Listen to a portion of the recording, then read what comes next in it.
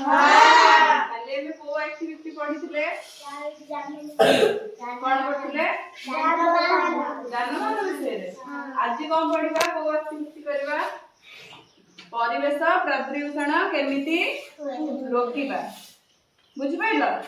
परिवेश प्रदूषण केमिति रोकिबा ता अर्थ कोन के परिवेश जो अपरिष्कार होउची ताकू केमिति रोकिबा बुझि पाइलो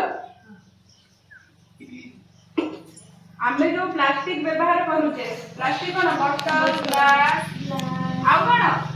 आमे जो बोतल रे पानी पीउछु ग्लास रे पानी पीउछु जो प्लास्टिक गिन्ना रे खाउचो चमच रे खाउचो कोन से सब कोन देह पई खराब जथे प्लास्टिक डस्टबिन अछि प्लास्टिक ग्लास जो सब आमे जो कागज पकाउचे एने तेने बाहर सब ताकू कोन कोडी पकेइबो डस्टबिन रे पकेइबो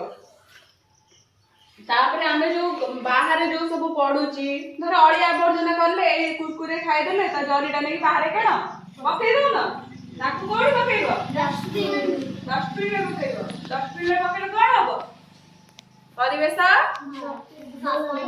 परिष्कार रहिबो किए सब कुरकुरे चॉकलेट दिका खाइ के बाहर पकाउछ तम कते किए सब पकाउछ बाहर तमे पकाउछ बाहर कोन परिष्कार परिवेश सफा रहउची बाहर पकेला बाहर पकेले परिवेश सफा रहउची ना आउ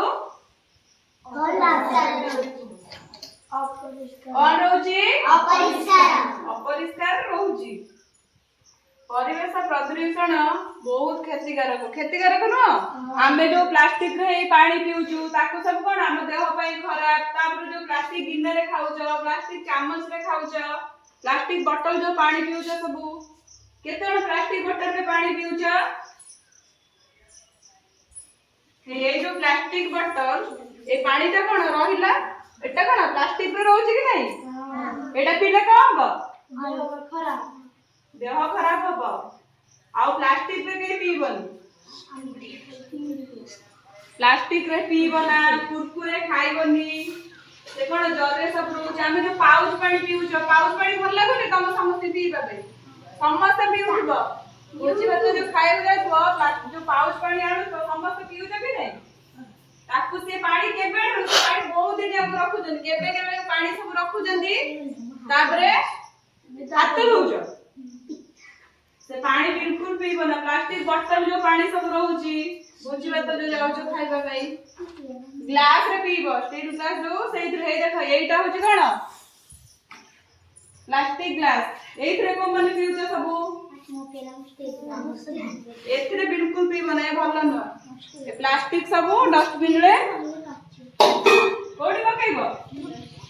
डस्टबिन रे पकेइबो कागज जो चिरी की एने पकोच ताको सब डस्टबिन रे पकेइबो प्रदूषण रोकिबा विषय रे कुह आउ केई परिवेश रे एने तेने जिंस पकेइबनी प्लास्टिक यूज करिबनी बुझि पाइलो भल लागिला हां